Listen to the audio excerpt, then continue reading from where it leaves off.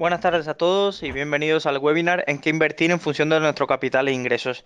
Este webinar que tengo el placer de compartir con mi compañero Yuron Su, lo hemos ideado ya que tenemos muchas preguntas frecuentes que nos hacen ya sea a través de los foros o sea a través de email privados acerca de con cuánto capital necesito para invertir en bolsa o en qué debo invertir con estos ingresos que tengo. Entonces, ya que es una duda recurrente, nos decidimos a lanzar este webinar y esperamos que os sea de la mayor utilidad. Yo estaré durante casi la primera parte de los puntos que vamos a tratar y mi compañero Ayón, que se presentará ahora, eh, seguirá con la continuación y las preguntas. Si no nos conocen, soy Luis, el responsable del departamento de Bolsa en Rankia.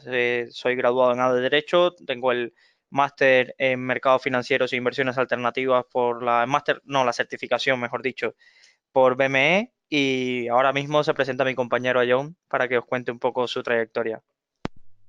Mi trayectoria, ¿me confirma si se me escucha? Sí se me escucha, vale, perfecto. A ver, yo trabajo ahora en Rankia, soy el responsable de formación. Aparte de controlar, pues ya también un poco, aparte de formación, también soy graduado en ADE. Me gradué hace unos 2 años y actualmente soy candidato a nivel 2 de certificado CFA. Y bueno, y como decía mi compañero, al final este webinario lo que va a hacer de alguna manera es recopilar aquellos puntos más importantes de aquellas preguntas que, bueno, que más recurrentes habían sido a lo largo de usuarios, sobre todo los nuevos, que han entrado en el mundo de la inversión y más o menos no sabían más o menos por dónde empezar. Pues con esto, pues bueno, queríamos ayudar un poco, ¿no? A dar ese primer paso en el mundo de la inversión. Perfecto, bueno, sin más dilación comenzamos y así lo breve y bueno, dos veces bueno. Entonces, vamos a comenzar. La presentación de hoy queríamos mostrar esto y queríamos pasar ahora a que vean más o menos el índice de los puntos a tratar y de los que consideramos importantes para hacer una buena planificación financiera y decidir sobre qué invertir atendiendo al capital que tenemos, porque no, esto lo vamos a ver durante el webinar, que es atendiendo a un determinado capital, podremos invertir de una manera u otra y en unos activos u otros. ¿Vale? Entonces, el índice que habíamos planteado era capital inicial, el nivel de ingresos y gastos, el perfil de riesgo del inversor, el horizonte temporal, edad y el impacto de las comisiones en la rentabilidad a largo plazo y en la rentabilidad final que tendremos como inversores. Sin más dilación, vamos al punto uno del capital inicial, ya que es el más importante. Uno de los más importantes. Entonces, funcionaremos así. Yo le daré mi impresión y mi punto de vista y también mi compañera John dará su visión acerca de esto. Si tenéis alguna duda, tenéis en el apartado preguntas para preguntar. Vale.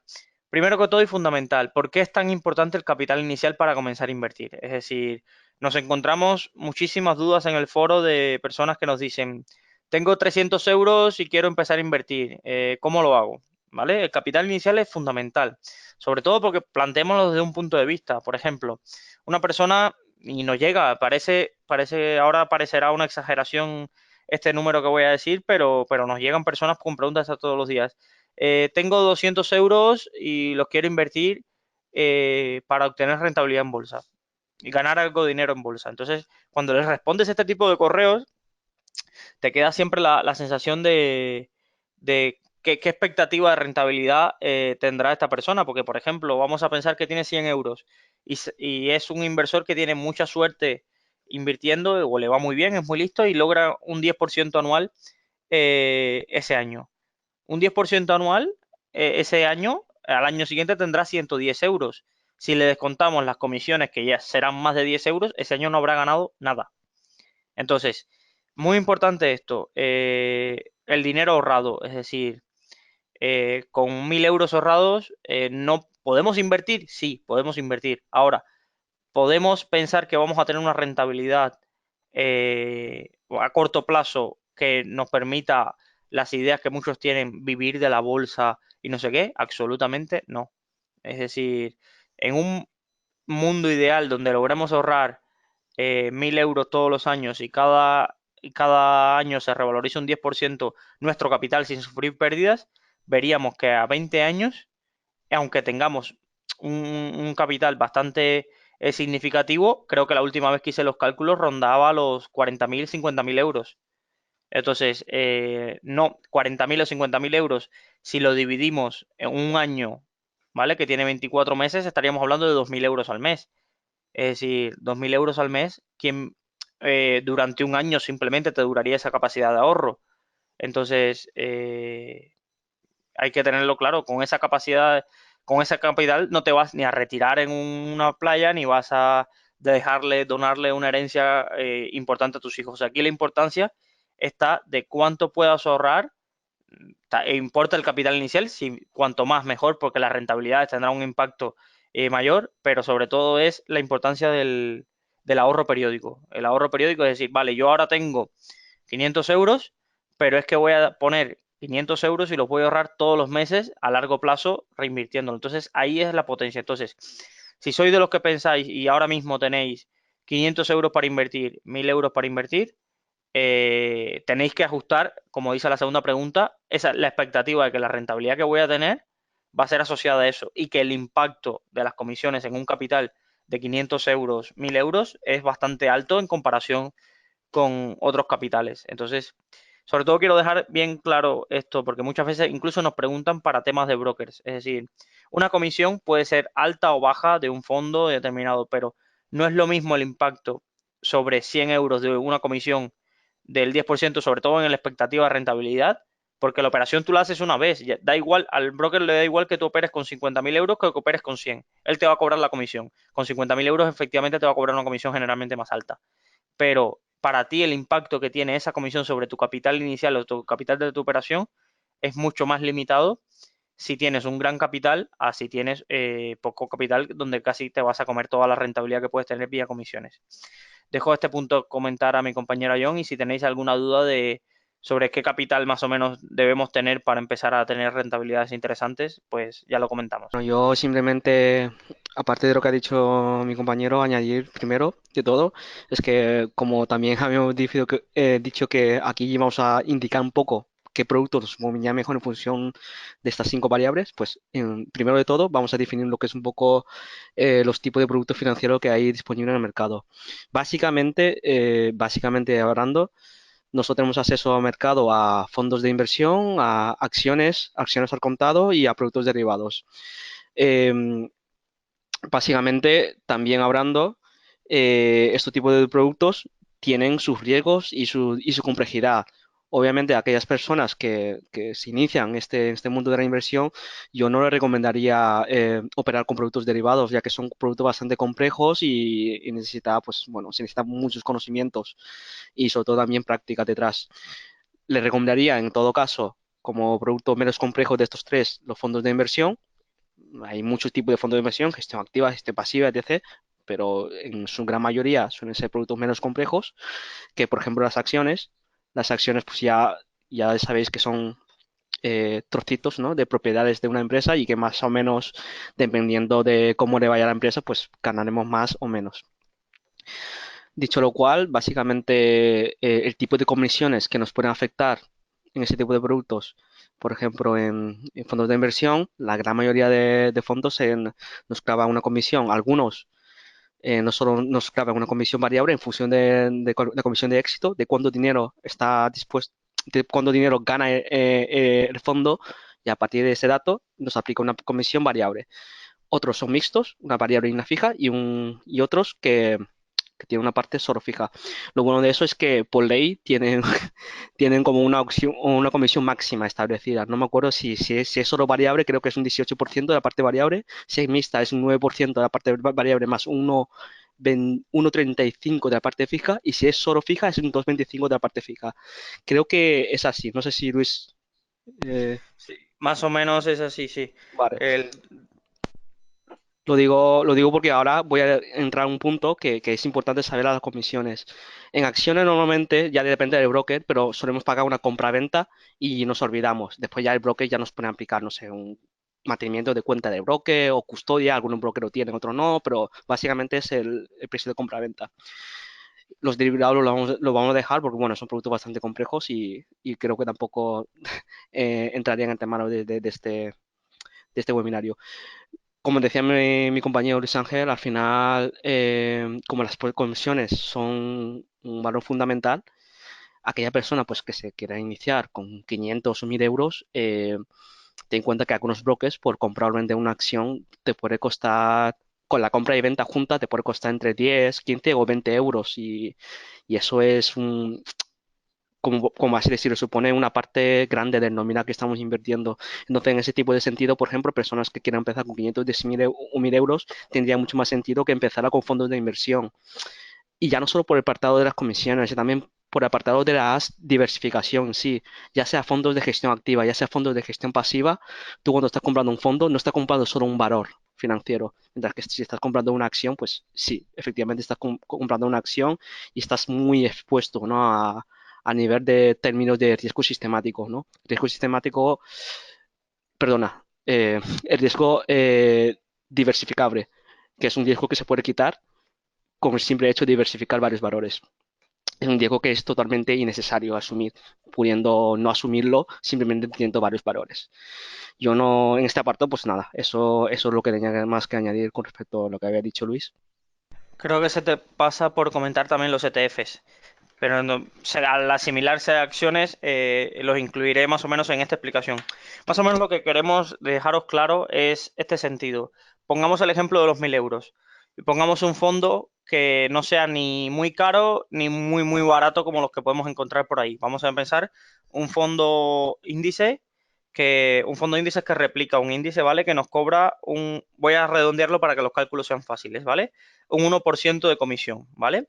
Si yo tengo 1.000 euros y a mí me cobran una comisión anual del 1%, que por un fondo que compra las 500 empresas que hay en el SP, al final me cobrarán al final del año 10 euros. Me habrán cobrado de comisión de gestión por ese fondo 10 euros.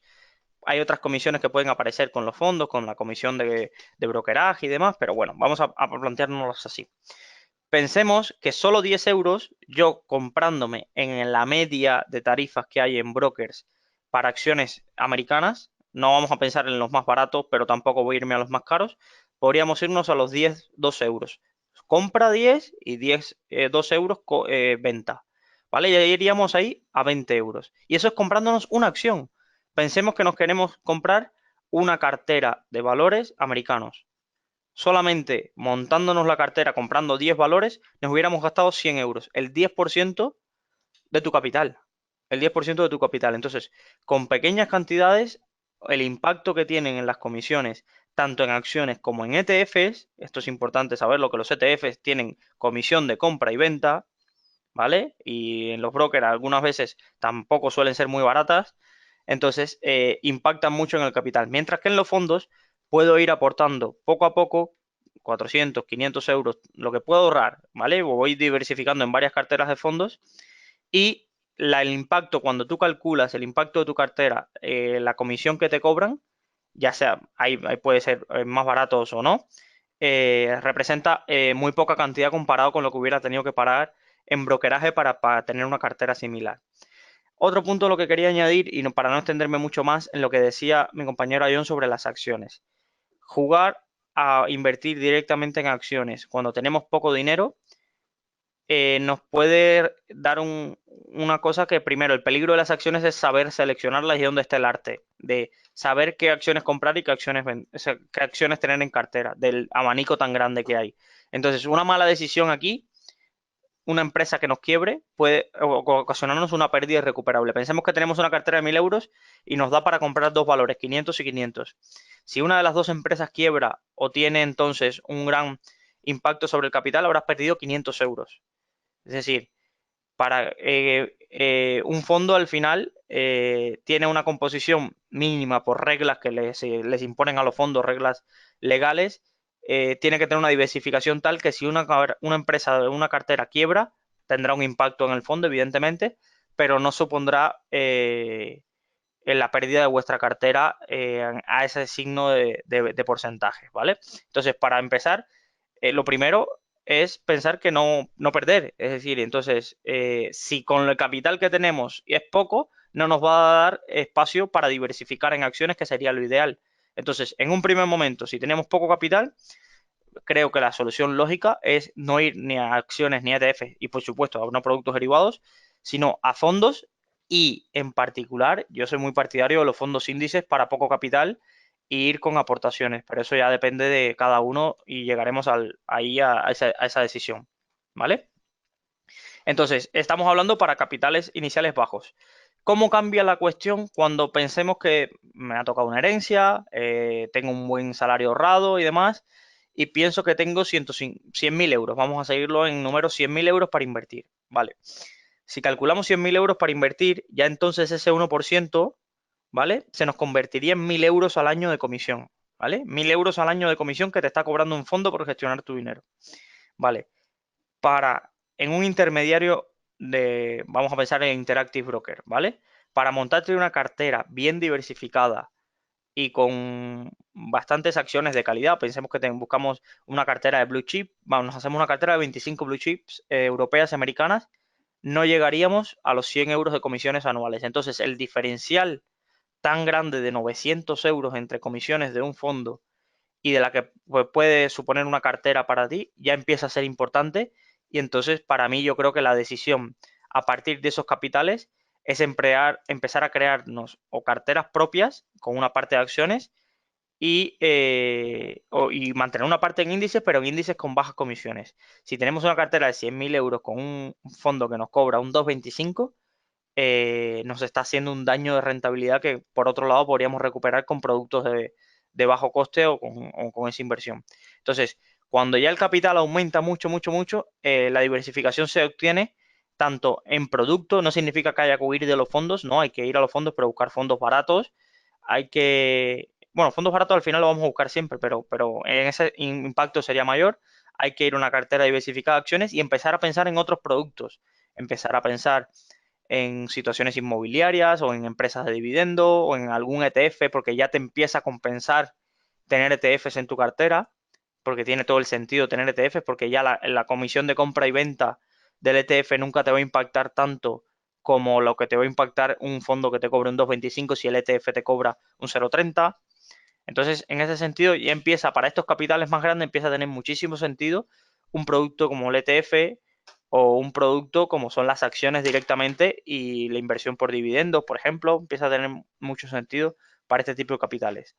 Y ya cuando, para personas ya esto es un caso muy extremo, no el X% de la población que cuentan de ya de 500.000 a 600.000 euros y su expectativa es simplemente la preservación de capital, una buena estrategia sería en acciones defensivas o ETFs de reparto de dividendos y tener esa preservación de capital simplemente por vía los ingresos pasivos que genere esa cartera.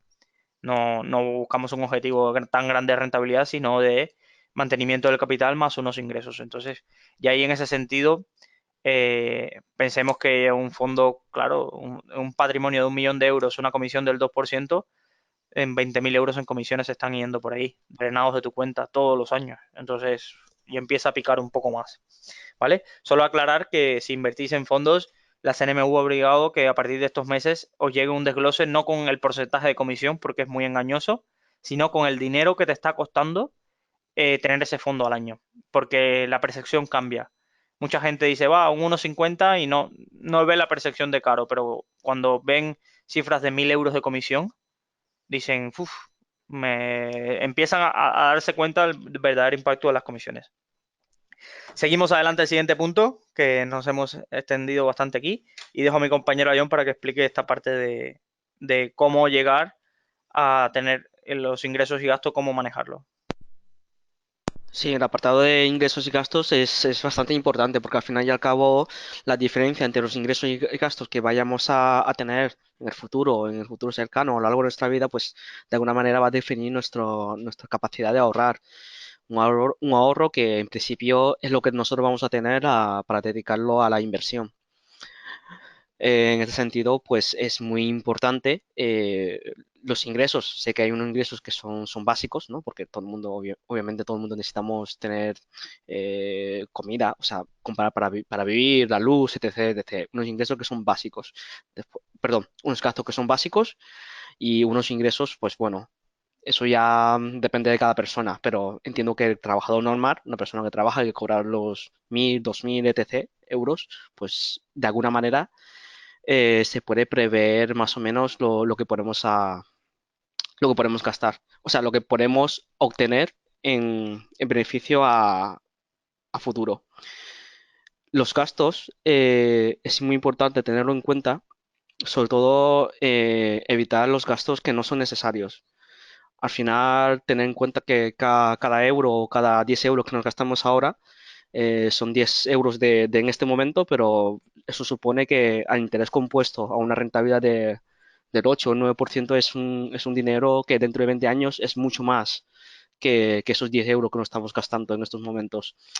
Simplemente tener en cuenta que si sois jóvenes y estáis gastando dinero, no sé, no, ahora los jóvenes pues os estáis gastando 1.500 euros en un móvil. Tened en cuenta que esos 1.500 euros invertidos a 10 años supondría, bueno, a 7 años a una tasa de rentabilidad decente, supondría el doble, supondría unos 1.500 euros ahorrados más los 1.500 iniciales, simplemente para que lo tengáis en cuenta. Por tanto, es muy importante el control de los gastos. No estoy diciendo con ello que no hay que gastar nada, pero bueno, es, eh, es gastar las cosas en las que sea necesaria, ¿no? Por así decirlo. Otra de las cosas a tener en cuenta son las deudas. Las deudas son malas porque al final, aparte de tener ese dinero que debemos, la parte principal, nosotros estamos pagando cada tiempo unos intereses que van en función, bueno, depende de la deuda que tengamos, pero por ejemplo las hipotecas son un poquitín más baratas que los préstamos personales, etc. Pero las hipotecas hoy en día, también depende de cuándo habéis contratado la hipoteca, pero hoy en día está sobre el 2 o 3% y es muy barato, pero hace unos 7 o 6 años las hipotecas costaban alrededor de un 4 y un 6% nominal al año. Eso es casi la rentabilidad histórica de la bolsa. Quiero decir, la rentabilidad histórica de la bolsa es de un 8 y pico, que si lo multiplicamos por 0,81, quitándole el 19% que nos quitaría Hacienda, un gravamen de Hacienda por eso, pues más o menos quedaría más o menos lo mismo. Quiero decir, al final las deudas se nos come nuestra capacidad de ahorro y con ello también nuestro dinero que podemos invertir y generar dinero y generar mayor capital, ¿no? Para aquellas personas, bueno, que si no tienen deudas, evitar las deudas tóxicas, muy, muy tóxicas, y las que ya tienen deuda, pues yo creo que es muy importante. También ya depende de cuánto estamos pagando por la deuda, pero es de hecho más importante saldar primero las deudas que tienes antes que empezar a invertir. Que si estás pagando en la hipoteca un 1%, pues a lo mejor no es tu caso, pero si tienes un préstamo personal y estás pagando un 9, un 10%, pues casi que te sale más rentable saldar la deuda. Más que nada porque la deuda la vas a pagar sí o sí, mientras que la rentabilidad que tú esperas de la inversión puede ser que sí o puede ser que no. Al final ya hay un riesgo, pero lo que es la deuda lo vas a tener que pagar sí o sí. En cuanto al apartado de ingresos, bueno, es lógico pensar, ¿no?, que siempre hay que buscar, mientras más ingresos mejor. En este apartado me gustaría indicar, eh, enfocar un poquitín más a la parte de los ingresos pasivos, que simplemente son aquellos ingresos que, independientemente de lo que estemos haciendo, nos genera unidades monetarias. Es decir, si estamos durmiendo, nos está generando ingresos. Si estamos trabajando, nos está generando ingresos extra aparte de los de las rentas del capital. Parte de esos ingresos pueden ser los dividendos de las acciones. Y una vez que tengamos esos dividendos, sería interesante también invertirlos para tener aún más ingresos pasivos. Parte de sus ingresos pasivos son, por ejemplo, voy a poner un ejemplo loco, escribir un libro y dejarlo ahí para vender. No es algo que se tenga que trabajar cada día, ¿no? Porque una vez que lo tienes allí y es un ingreso pasivo que, pues, bueno, que te está llegando. Que no estoy diciendo ahora que lo ideal sea que nos pongamos a escribir un libro, simplemente es por poner un ejemplo. Y en función de los ingresos y gastos que tengamos en cuanto a los productos financieros, pues mira, más o menos al final es como el punto uno. Si nosotros esperamos que entre la diferencia entre ingresos y gastos va a haber, quiero decir que cada mes estamos ahorrando 500 o 600 euros, cada vez sería interesante eh, enfocarnos más en el apartado de fondos de inversión, sobre todo si vamos a largo plazo, ¿no? Porque al final las acciones, es lo que te digo, hay acciones, para diversificar acciones, hay que comprar acciones que están poco correlacionadas, es decir, de empresas que tengan poco que ver el uno con el otro, de manera que si uno cae, no tiene por qué caer el otro valor. Y hay empresas que digo yo, por ejemplo, Amazon. Una acción de Amazon no cuesta 500 euros. De hecho, cuesta, creo que en los últimos días está cotizando sobre 1.700, $1.800. Y ya no solo Amazon, Google, acciones, más que nada lo digo porque en el sentido de comprar acciones, si tenemos una diferencia de ingresos y gastos recurrente a lo largo del tiempo, es muy difícil cuadrar que con exactamente ese dinero podamos tener una cartera exactamente de acciones y bien diversificadas.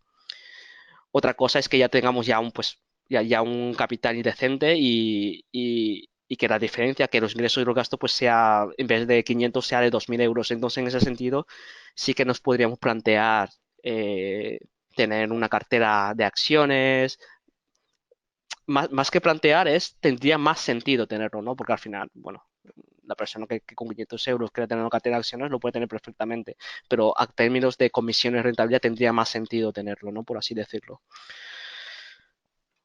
Dicho lo cual, vamos al siguiente punto. Solo en este punto quisiera marcar en lo siguiente, la importancia del preahorro. Parece una tontería, pero yo me la aplico y es muy importante. Y es mi manera que he encontrado de ahorrar.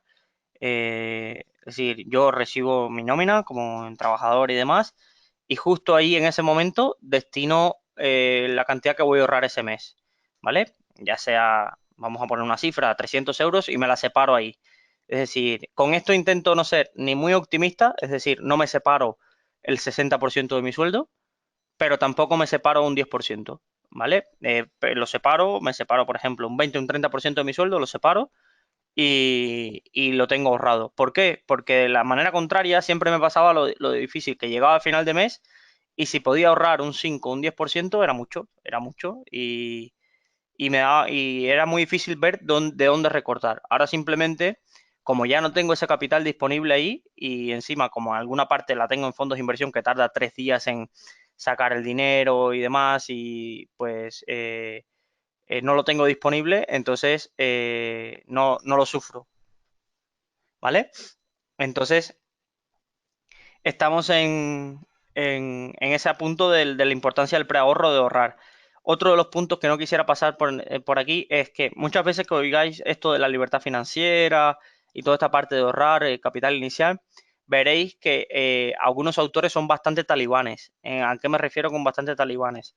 De que te ponen ahí que tienes que ahorrarte el ingreso del café de todos los días o tienes que ahorrarte aquí. Y yo ahí soy más, es decir, la vida es una sola como para estar recortando de todo, es decir, sí, vale, está bien ahorrar, está bien tener ingresos, pero de nada vale llegar a los 60 años con 300.000 euros en el banco y no haber salido de casa, es decir, hay que disfrutar, hay que tener una parte de ocio, hay que tener esto y eso no se puede sacrificar, simplemente hay que adaptarlo a nuestro capital, es decir, hay que adaptarnos al capital que nos queda después de ahorrar, ¿vale? Y por último, y algo muy importante, sobre todo ahora que están subiendo los precios de alquiler, hipoteca y casi todos estamos en una de las dos situaciones. No somos privilegiados que hemos podido tener la suerte de que nos legara una casa alguien de la familia o demás. El porcentaje de gasto que suponga la hipoteca o el alquiler, según casi todos los estudios que se han escrito sobre esto, no debería nunca sobrepasar ni el 30 o el 40% de los ingresos. Porque muchas veces pasa que tenemos un sueldo, vamos a ponerle un sueldo de 1.500 euros y pagamos de hipoteca pues 700, 800 y digo, pues tengo margen para pagarme este tipo de hipoteca o me meto en una hipoteca de 200.000 euros a 20 años pagando 1.000 euros de hipoteca y veo, tengo margen, puedo vivir, pero pago la hipoteca y me estoy pagando o pago el alquiler y demás. Es decir, es muy peligroso tener en un gasto fijo que los gastos fijos superen más del 30 o el 40% de tu sueldo, de tu ahorro, porque te quedas sin margen para cualquier eventualidad de que por alguna razón te quedas sin trabajo o cualquier eventualidad de salud. Entonces, es muy importante el primer concepto. Si podemos ahorrar un 30% de preahorro, sería ideal. Es decir, ya sé que los que tienen hijos y demás es complicado y la situación en algunas ciudades es complicada, pero eso es ideal. Y segundo, que los gastos fijos tampoco supongan el otro 30 o 40% por ahí, no supongan más que eso. ¿Vale? Entonces eso es un punto ahí. Y lo tercero que sí quiero dejar claro, está muy bien lo de la independencia financiera, está muy bien lo de invertir o ahorrar, pero también hay que vivir. Entonces tampoco nos vayamos al otro extremo de no generar nada porque al final luego ven la otra parte de que invertir en los mercados financieros tiene sus riesgos y si por alguna casualidad nos va mal, no habremos ni disfrutado y tampoco tenemos el dinero.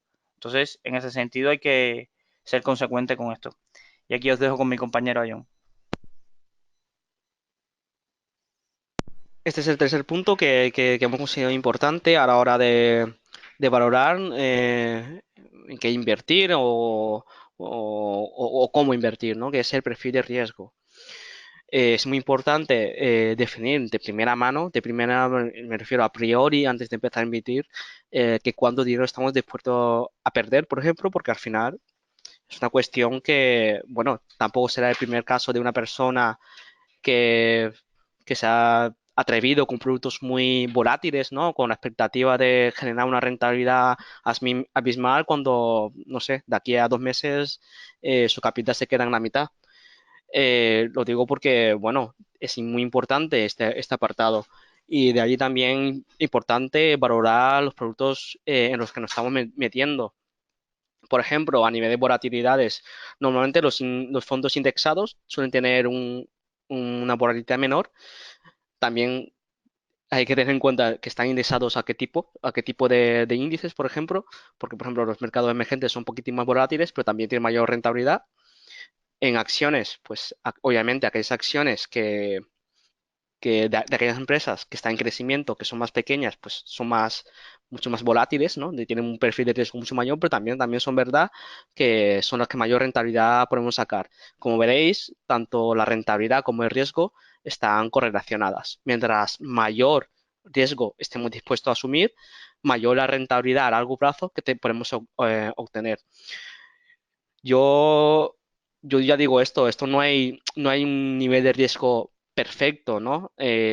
Para todo el mundo, no hay un punto así de riesgo perfecto de cartera de mercado, ¿no? Como exponía Markovich, sino aquí, pues bueno, cada uno tiene su punto, ¿no? De su punto de riesgo, oye, pues a mí me dolería perder 40% en un año. Pues oye, si le dolería eso no te metas en un fondo de small caps, porque es muy probable que pase. Pero, o sea, en este caso sería recomendable pues que a lo mejor eh, pongas dinero más en un fondo pues de blue chips, de empresas ya consolidadas, pues porque es muy raro, es muy improbable de que un fondo así pues caiga un 40% en un año, a no ser, bueno, que nos coja una crisis muy fuerte como la que fue el año 2007 o la de lo que pasó a la tecnología en el año 2000 en la burbuja de los .com. No sé si voy a ver si hay una pregunta voy a ver si existen preguntas.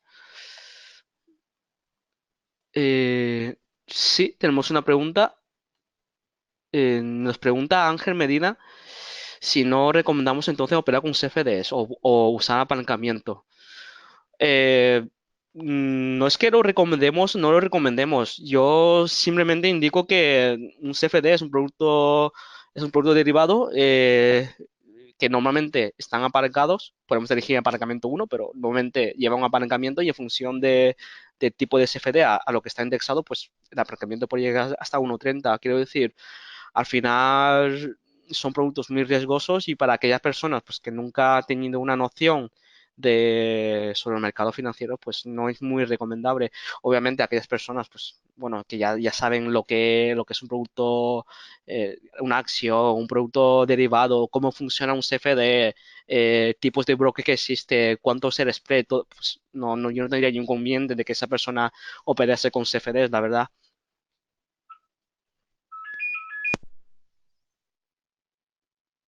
Bueno, pues siguiendo con nuestro webinario. es importante también, en el segundo punto, vemos que es importante tener en cuenta también la expectativa de rentabilidad. Obviamente, si estamos dispuestos a arriesgar poco, no podemos tener una expectativa de rentabilidad muy elevada porque, como ya hemos dicho al principio de este webinario, pues rentabilidad y riesgo van unidos. Otro punto a destacar es cuánto me molesta también la infracción. Hay personas pues que lo digo porque existe como una especie de dos tipos de personas, ¿no? Aquellas personas que quiere batir a la inflación porque sí, porque no le gusta que su dinero esté perdiendo valor, mientras que existen otro tipo de personas pues que a lo mejor no le importa perder algo de valor, a pesar de que está invirtiendo, siempre y cuando el valor que pierde es menor del que estaría si estuviera en liquidez. Me explico. La inflación ha sido históricamente alrededor de un 2,5% anual. Aquella persona que le molesta la inflación buscará aquellos productos en los que le dé al menos un 2,5% anual para que el poder adquisitivo al final del periodo sea muy parecido al inicio del periodo, es decir, que no pierda poder adquisitivo. En ese tipo de situaciones será interesante que esa persona que le molesta la inflación busque productos, pues bueno, que le dé productos financieros que históricamente le dé más de un 2%, 2,5, 2% más de rentabilidad. Que normalmente, bueno, la gran mayoría, incluso los fondos de gestión activa, normalmente suelen ser mayor que un 2,5%. Aquellas personas pues que no le gusta, que no les molesta la infracción y que están dispuestos incluso a perder poder adquisitivo porque bueno, lo que le interesa a esas personas ya no es generar una riqueza, sino porque ya tendrá sus millones y lo que le interesa es conservarlo, pero que no pierda tanto valor como si lo tuviera ese dinero en liquidez, pues bueno, eh, seguramente deje su dinero en fondos monetarios o fondos o en renta fija muy estable, de países muy estables, y en vez de darle, pues bueno, un 2 un 3% le dé un 1,5 un 2 así como que roza la inflación, pero que no llega a rozar completamente. Eso al final, pues bueno, depende de lo que nosotros aspiremos, ¿no? En ese sentido. Eh, otro, otro apartado que me gustaría comentar antes de finalizar este tercer punto es el apartado de conocimiento que nosotros podemos tener de los productos financieros. Como le decía Ángel, el riesgo que nosotros podemos tomar va en función de nosotros, va en función en parte de los conocimientos que nosotros tengamos sobre los productos financieros. Quiero decir, una persona pues que no tiene mucha idea de bolsa y se quiera meter en productos apalancados como los CFDs o otro tipo de derivados como opciones o futuros, pues no es muy recomendable, ¿no? Por así decirlo.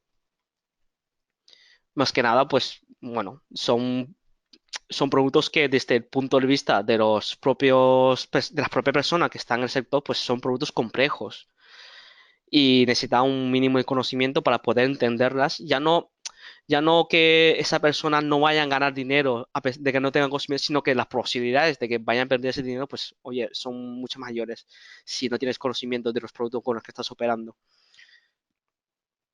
Dicho lo cual, no tengo nada más que añadir a este punto. Vamos ya al cuarto punto, que creo que también es muy interesante, que debemos tener en cuenta para a la hora de operar, de invertir. No sé si se me olvida algo de tercer punto. Vale, sí. Simplemente en cuanto a cuestión de productos, deciros que no hay ni un producto que tenga más ni menos riesgo si solo nos centramos en fondos y acciones, porque al final y al cabo existen fondos de acciones de small caps, de acciones muy pequeñas que son muy volátiles, y existen fondos, pues, bueno, de empresas más estables. Lo mismo pasa con las acciones. Hay acciones de empresas pues, que son tan consolidadas y que son muy poco volátiles, ¿no? Y hay acciones de empresas, bueno, que están en etapas de crecimiento y tal, pues que son bastante más volátiles. Simplemente indicaros, bueno, que si buscáis más rentabilidad, habría que ir a productos más de riesgo, pero cuidado, tener en cuenta de cuánto estamos dispuestos a perder. Ahora sí, vamos al cuarto punto. Es muy importante también tener en cuenta lo que es el horizonte temporal y la edad que nosotros tengamos, sobre todo que tenga una concordancia lógica entre horizonte temporal y edad. Más que nada porque no tiene sentido que, a ver, sabéis que la inversión en bolsa se recomienda invertir a largo plazo. Pero ¿por qué se recomienda invertir a largo plazo? Porque realmente nosotros no sabemos no tenemos una bolita mágica y no sabemos lo que va a pasar en el futuro. Pero sin embargo, sabemos que el mercado es eficiente, es decir, las empresas están bien valoradas y dado que vivimos en un mundo con un sistema capitalista, la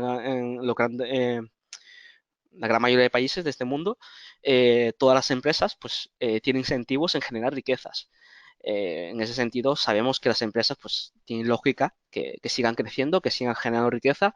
Por eso cada año tenemos iPhone más potentes, más móviles más potentes, ordenadores más potentes, porque obviamente las empresas que venden ese tipo de productos tienen incentivos en vender más productos porque quieren generar riqueza.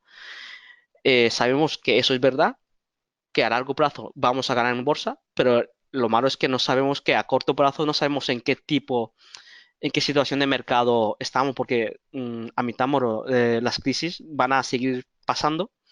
Eh, el mercado se va a mover en una especie de flujo con una tendencia alcista. En ese sentido, es importante a tener en cuenta el horizonte temporal. ¿Por qué? Porque no tiene mucho sentido.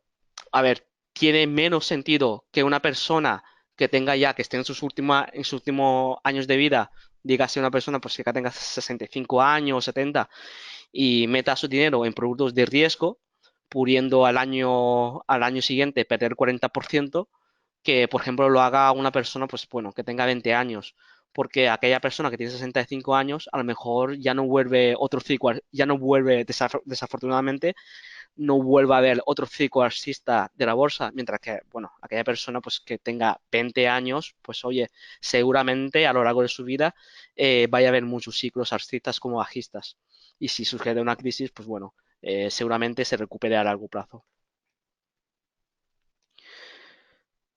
Lo cual no tampoco quiero decir que aquellas personas que ya tengan una edad avanzada no significa que a lo mejor tenga dinero en liquidez ni nada. Simplemente, pues bueno, tener en cuenta que es lógico que no deberían de asumir riesgos, sobre todo riesgos innecesarios. En ese sentido, pues dejar poner dinero en mercados financieros, en acciones en small caps, en empresas pequeñas, pues porque sabemos que son bastante más volátiles y sí que tendría más sentido, pues, bueno, pues que depositar dinero pues en bonos del Estado, que sabemos que son más seguras, ¿no? Así por decirlo, que otros productos pues de mayor volatilidad. Otra de las cosas que hay que tener en cuenta es la necesidad del dinero que es lo que va a definir en parte nuestro horizonte temporal de la inversión. Si nosotros, por ejemplo, tenemos 20 años y sabemos que a los 30 queremos comprar una casa o destinar dinero a la educación de nuestros hijos o etc., etc., no tiene sentido marcarnos un horizonte temporal de 20 o de 25 años, porque al final nosotros a los 10 vamos a necesitar ese dinero. Y en ese sentido también influye en el tipo de productos que podemos escoger. Normalmente, de hecho, los fondos de inversión suelen recomendar, tienen un apartado en la ficha del fondo de inversión, en un apartado que dice recomendación mínimo, inversión 5 años, 8 años o 10 años. Y eso se establece en función de la volatilidad misma de los propios productos que puede tener ese fondo, porque obviamente nadie tenemos una varita mágica y todo eso puede caer, pero a largo plazo sabemos que todo sube.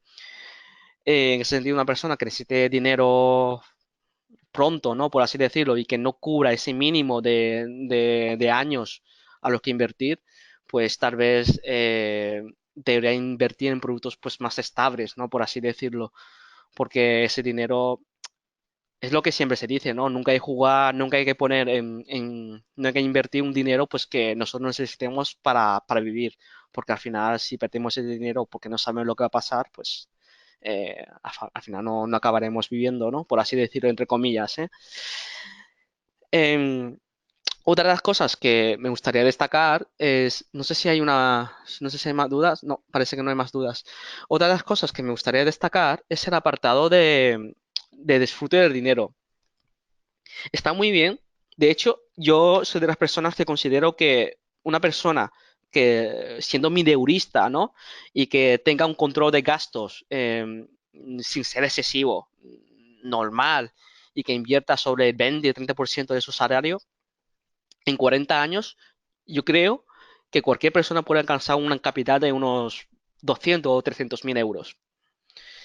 Y es así, no es más, para saber eso no es tan difícil como coger, que no es algo tan difícil, simplemente tenemos que coger una calculadora financiera de interés compuesto, poner interés compuesto anual de un 8 o un 9%, poniendo aportaciones periódicas mensuales de más o menos lo que podemos ahorrar cada mes y poner a una tasa de años pues de 40 a 30 años y seguro que a la gran mayoría de vosotros os saldrá 200, 300 mil euros en términos reales, ¿eh? Que eso se descuenta también la infracción. La cuestión es que me gustaría también indicar en este punto que al final es más o menos lo que había indicado ya mi compañero anteriormente, Luis Ángel, que el dinero, disfrute del dinero, no va a ser el mismo que yo cuando tengo 20 años, que cuando tenga 60, porque al final y al cabo, seguramente a los 60 años haya muchas actividades que no podamos disfrutar, o al menos no de la misma manera que cuando tengamos 20, por, no sé, discapacidades físicas, porque mientras mayor nos hacemos, pues tenemos pues más problemas físicas, es que es obvio, es pura biología. Lo digo porque hay que tener eso muy en cuenta. No, la vida no solo consiste en acumular riqueza y no gastarnos ni un duro. Obviamente, si eso es lo que queréis, aquellas personas, pues bueno, que quieran tener el máximo de dinero posible a los 65 años y no quieran disfrutar nada de su vida en el en el transcurso de los 40 años, pues bueno, es su decisión, pero simplemente que lo tengáis en cuenta, porque al final y al cabo yo considero que desde el punto de vista de la economía, al final lo importante de esta vida es la maximización de la utilidad, ¿no? La utilidad, pues ya depende, bueno, de cada persona, pero a lo mejor lo digo en el sentido de utilidad, lo importante, lo beneficioso que aportaría para nosotros una cosa en concreta. Por ejemplo, a mí una utilidad, ir al cine esta tarde, pues me puede aportar una utilidad de un 5 porque eso no significa nada, un 5 es para poner un número numérico, para poner un valor, y para otra persona pues puede significar una utilidad de un 9. Obviamente, para aquella persona que tiene una utilidad de 9 y al cine hoy exactamente, tiene menos sentido para esa persona ahorrar y invertir ese dinero y renunciar a su utilidad de 9. En ese sentido, la vida consiste en la máxima maximización de la propia utilidad individual de cada de nosotros mismos, ¿no? Por así decirlo. Por lo tanto, simplemente tener en cuenta eso, valorar lo que es importante para vosotros y tenerlo en cuenta para también a la hora de invertir. No sé si hay alguna pregunta. Vale, no hay una pregunta. Vamos a seguir. Y bueno, este ya es el último punto que vamos a tratar en este webinario.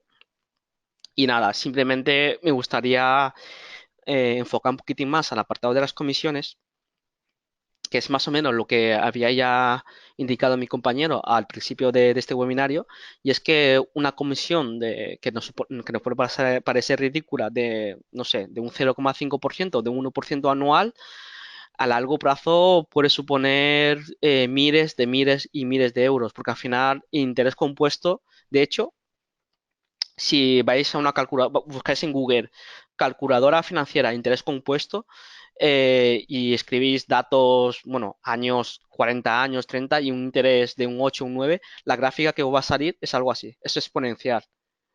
el hecho de que una comisión de un 1% va a suponer que esa comisión os repercuta a largo plazo exponencialmente, que no es solo un 1%, es el multiplicado por el 1% del año que viene, multiplicado por y así hasta el número de años.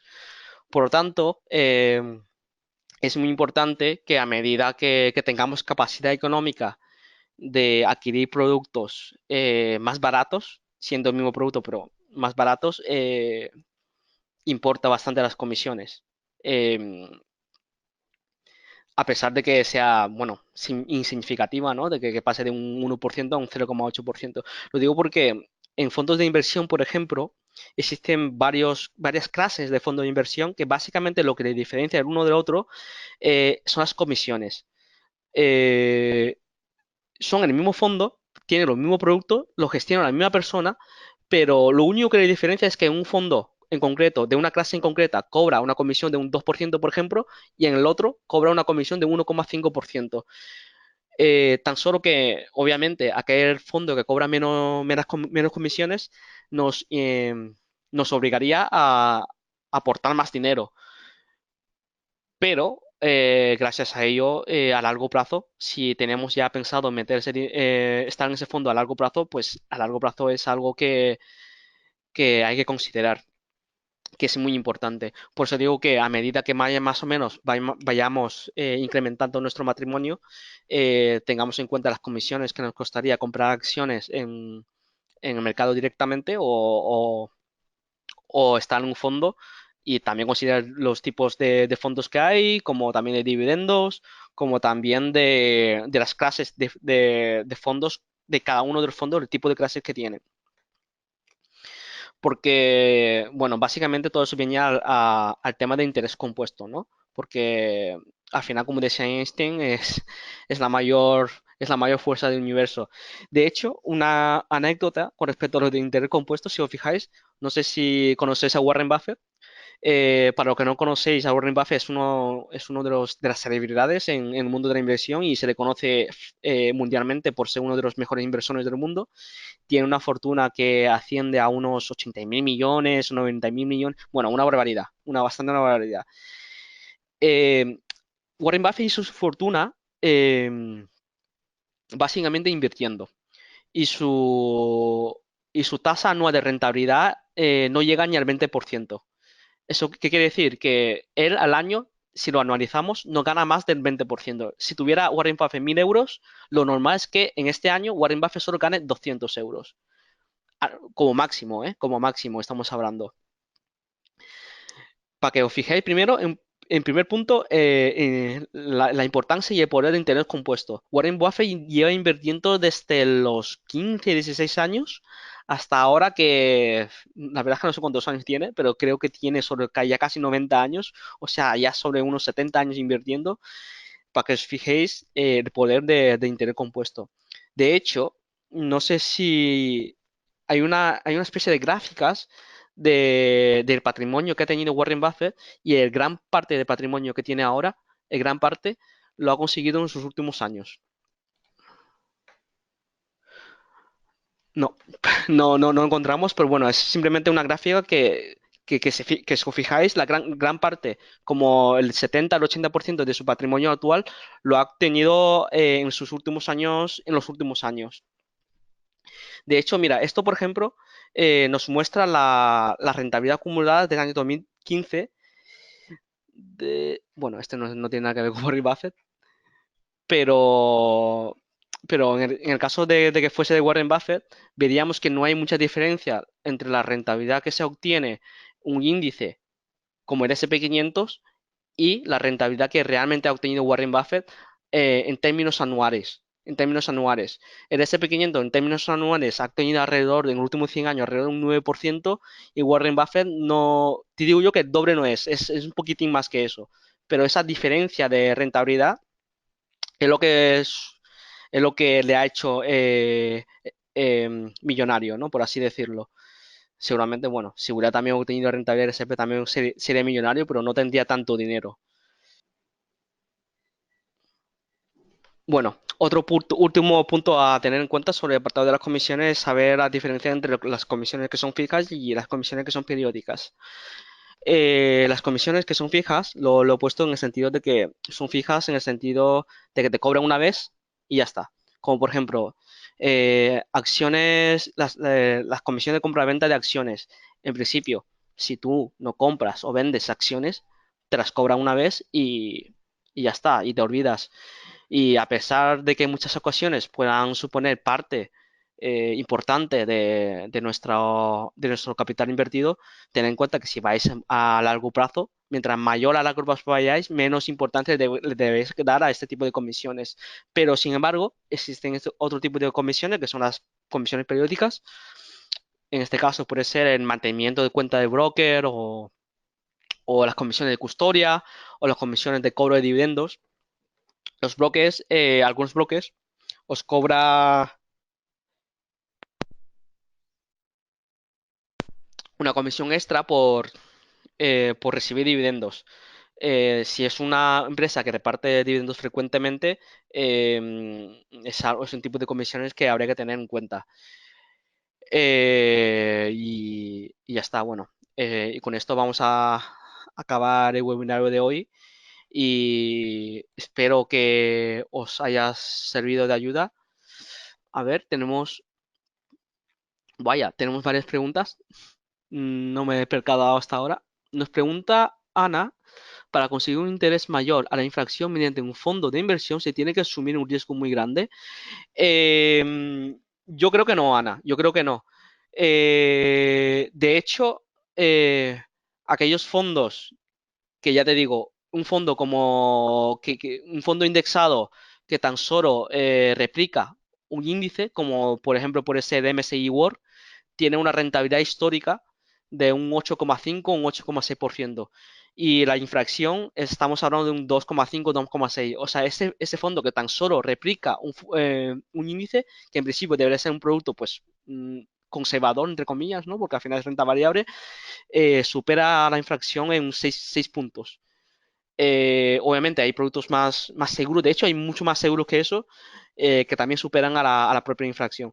La respuesta a tu pregunta es que no. No hace falta asumir mucho riesgo para, para batir a la infracción. Ángel nos pregunta, con respecto al análisis, ¿cuál es más fundamental hablando de 100%? No entiendo a lo que te refieres, Ángel. Si me escribes otra vez, la verdad es que no sé a qué te refieres, ¿eh? Nos pregunta Ana otra vez y nos dice, para conseguir un interés mayor. No, no, no. Eso ya lo hemos hablado. ¿Qué opinas sobre mi fórmula 15 de mi ingresos a la inversión? Solamente 3 en CFDs con apalancamiento y 2 a opciones menos riesgosas.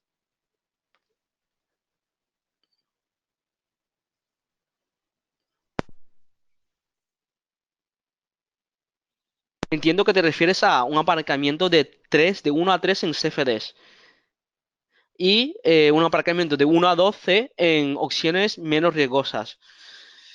Eh, Depende, o sea, depende, Ángel. La verdad es que lo tuyo, lo que estás haciendo, puede ser un escenario decente para una persona, pues bueno, pues que tiene ya un patrimonio decente, en el sentido de que estamos ya hablando de 300, 400, 500 mil euros, y que con ese tan solo ese 15% de los ingresos que obtiene ya le da para vivir, como que no supone un riesgo el hecho de que si pierde tanto en CFDs como en opciones. En ese punto, pues bueno, si controlas ya de CFD y controlas de opciones, pues es un riesgo que te puedes permitir. Pero de una persona que no tiene ni un capital inicial y que nunca ha invertido y que estamos hablando de una persona que es mineurista, pues un 15%, estamos hablando de unos 1.500, 200 euros invertidos en fondos o en acciones o lo que sea y después no sé qué cantidad tienes pensado en destinar en CFDs, pero la cuestión es que es bastante riesgoso, ¿no? Desde mi punto de vista. Entre el análisis y la psicología.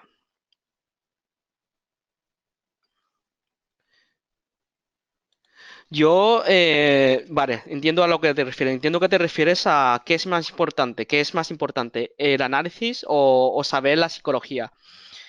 La psicología es muy difícil, Ángel. La verdad es que la psicología tienes que poner en cuenta qué piensan los demás para tú adelantarte a lo que ellos mismos piensan. La verdad es que en ese sentido no somos adivinos y la persona que el mercado, ¿no? Por así decirlo, a lo que queremos batir, eh, a lo mejor puede estar pensando exactamente como estamos pensando ahora. Y si ellos piensan exactamente como estamos pensando nosotros ahora, técnicamente nuestra psicología no debería de funcionar. Yo creo que lo de la parte psicológica es bastante relativa, es bastante difícil de predecir, ¿no? Porque es la parte social. En cuanto al apartado de análisis, yo veo que es más fácil, entre comillas, porque no es fácil analizar una empresa, pero bueno, sabemos que la economía crece, que las empresas crean valor y eso a largo plazo, si vamos a largo plazo, siempre no es nada es asegurar al 100%, pero hay un 99% de posibilidades de que ganemos dinero. Una pregunta que nos hace Roberto. Estoy pensando hacer una cartera a largo plazo. ¿Cómo veis la nueva ley sobre cuentas Omnibus en cuanto a la seguridad que ofrecen con respecto a las nominativas con horizonte de 30 a 40 años? La verdad, Roberto, es que es una pregunta bastante compleja. Roberto, si me escribes a bolsa@rankia.com. Mañana mismo te contesto esta pregunta, busco un poquitín más de información y así te puedo contestar con más eficiencia, ¿no? Para resolver tu duda. Ahora mismo, pues no sabría qué decirte. Pasamos a la siguiente pregunta, que nos la hace Ana, que ¿qué opinas de la inversión en bonos y obligaciones? No tengo nada en contra de la inversión en bonos y obligaciones.